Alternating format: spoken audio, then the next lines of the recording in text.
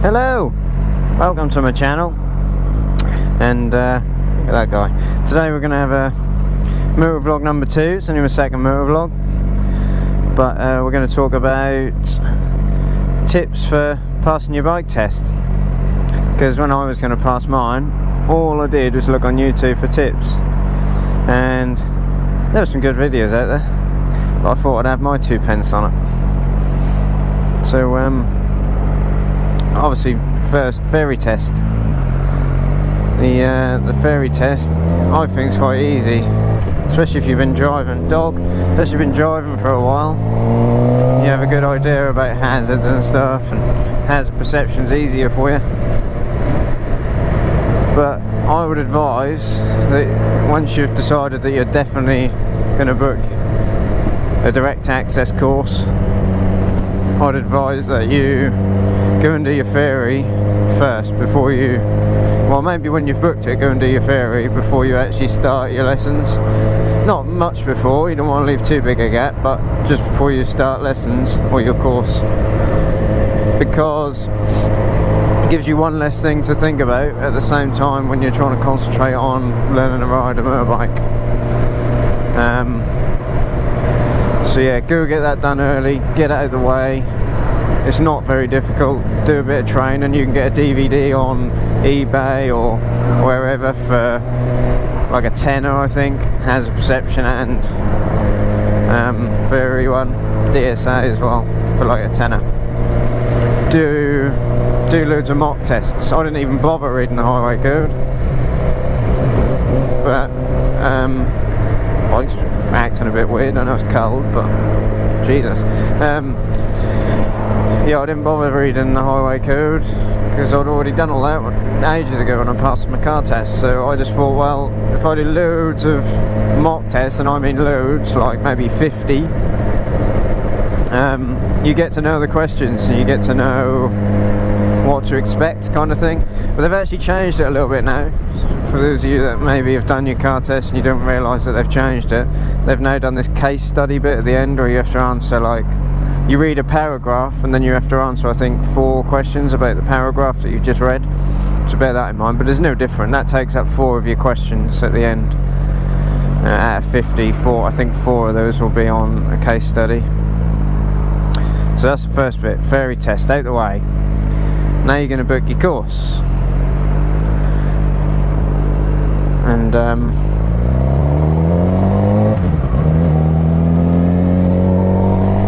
you're going to book your course. Go with a reputable company, please. Don't go with just try and do it on your own, or go with someone not reputable. Have a little read up on the internet. Invest. It's worth that little bit extra just to make it easier on yourself. But yeah, go with a reputable company because they'll push you. They often know the routes and what the examiner's like. I mean, I was able to ask my instructor what the examiner was like, and my company had access to the Mod 1 car park that the DSA use, and what the same car park that I would be doing my Mod 1 on, which was handy. Because you got to practice, like you got to have a mock session on your Mod 1.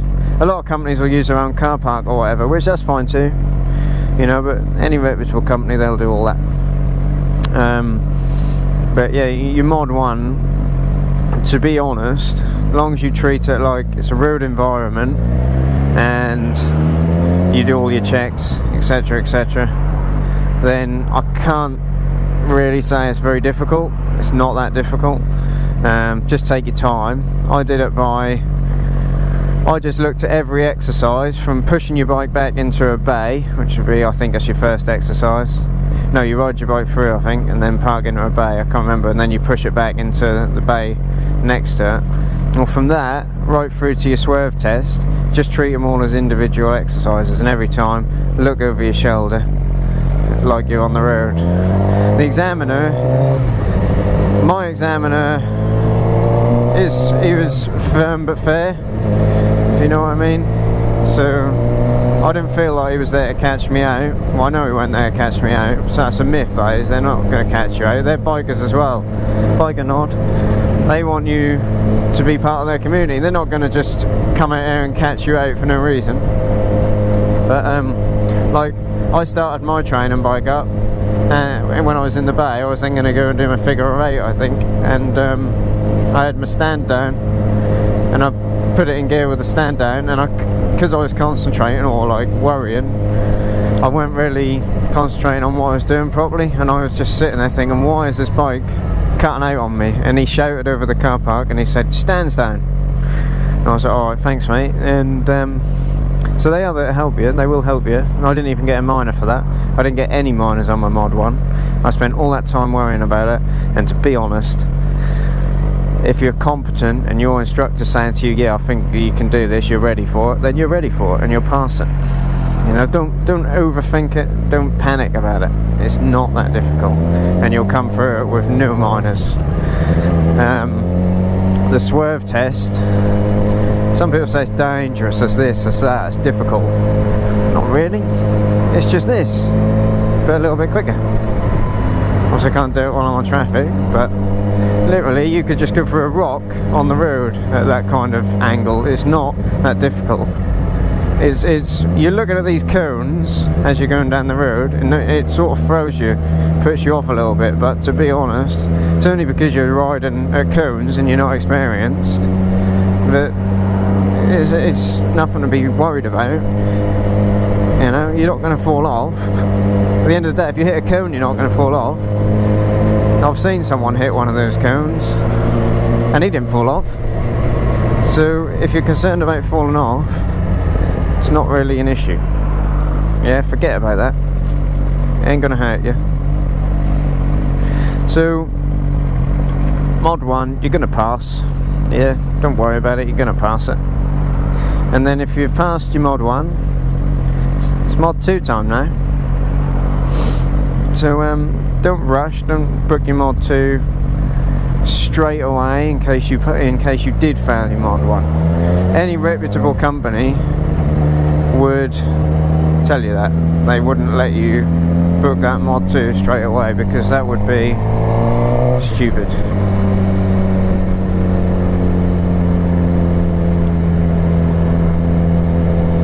You're just going to put pressure on yourself, you know.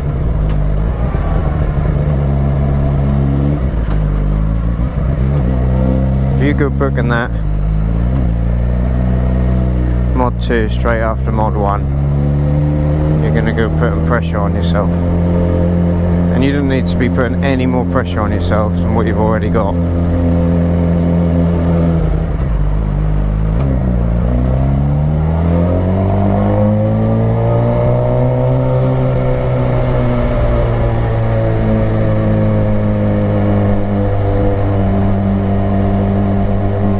That's what I love about bikes, the fact that I don't have to wait in traffic. Yes! I actually get a little bit excited when I get to go through traffic. I'm not going to bother there because there's no point. But so anyway, it's Mod 2 day. Passed your Mod 1. You've done all your lessons. Your instructor said, yeah, you're ready for this. You're going to do it. So, what is the Mod 2? Basically, it's just a little road ride. It's like 40 minutes, and it tell you what, it goes fast. I mean, I literally feel like mine took 5 bloody minutes. It just went so fast. I came from the test centre onto some dual carriageway, came off a dual carriageway, went down a couple of little country roads, went through a little council estate in Norwich, and then I went on my independent ride, which was a con anyway, because he told me what way to go. So hopefully you'll get a nice instructor like that. But yeah, independent ride back to the test centre, and it was really quick. It's not really anything different to what you'll have already been doing with your instructor. If your instructor said you're ready and you can ride confidently, then you're ready and you can ride confidently. All you got to do on that Mod 2 is ride safely. Literally, that is it. Ride safely, ride your ride. Whatever you've been doing with your instructor, go and ride it. That examiner behind you You've heard this before, no doubt, but he's just your sat-nav. He's just going to tell you what way to go. He's just a bit of free guidance, that's all he is. Well, he's not free because you've already paid for it, so don't listen to what I just said. But yeah, he's not there to catch you out. Myth, complete myth.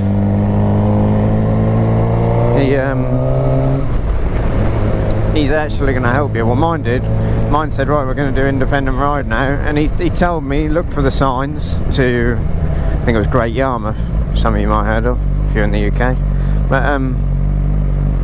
I was looking at the signs, but he was saying things like, in case you missed that sign, it's the next right.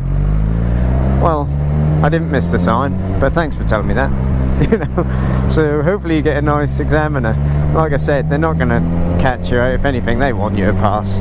That whole thing, if they have to fail so many and all this, that's rubbish. They don't have to fail anyway. You know, mine was a real helpful guy. And yeah, I passed with 4 minors, I think, which I was a bit disappointed about because they were just silly little things. Like, they say you should plan to stop and look to go. Apparently I was planning to go and then looking to stop, so yeah, I guess you could call it hesitating, but I don't believe I was hesitating. I think they sometimes have to put something down, but then I could be wrong. I don't know, maybe I was hesitating, maybe he saw something I didn't, which is quite likely. But yeah, all that worrying, to be honest, I don't know what I was worrying about. I wasn't particularly good at dual carriageways. That was my weakness. They kind of threw me a bit, like the wind and stuff. If you're on a naked bike, you get a lot of wind buffing, and I was struggling with overtaking people. But I went on the dual carriageway and just did it fine. Spot on first time. Sometimes I think the pressure can be a good thing, as long as you don't overthink it and get too worried about it. But literally, if you do your observations, you ride a safe ride, you ride a normal ride, you know, no hesitation, all that stuff. Just ride confidently, you will be absolutely fine. Absolutely fine, nothing to worry about at all. So, with a bit of luck, you've passed your test. And now it's time to go out and buy a bike, or maybe you've already got a bike already. Some people will say don't do that because that'll put extra pressure on you. Same thing, some people will say don't tell your friends, that'll put extra pressure on you. Sometimes those two things are really hard to do. I did both of those, told my friends, bought a bike, all that stuff, but I passed, no worries. So anyway, hopefully you've passed, and my tips have helped you, and you know, hopefully you can see that there was nothing to worry about. So now you can go out and enjoy riding your bike.